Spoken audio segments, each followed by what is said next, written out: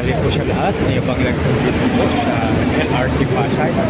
Mga kaibigan, alalahanin po natin ang nakasunod sa Psalms 34:11 na nagsasabi, "Come my children, I will teach you to fear the Lord." No? So sa Tagalog version po, nagsasabi dito sa Tagalog version, hali kayo mga kaibigan, tuturuan ko kayo na si Yahweh ay dapat sundin.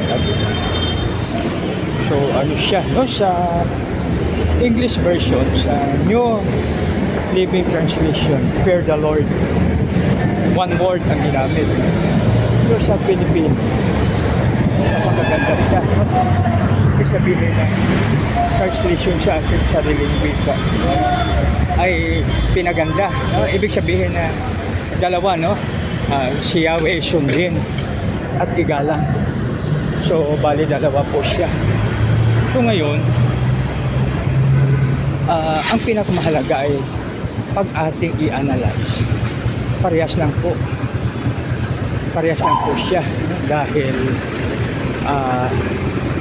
pag tayo ay may takot kay Lord, tayo din po ay susunod at magalang.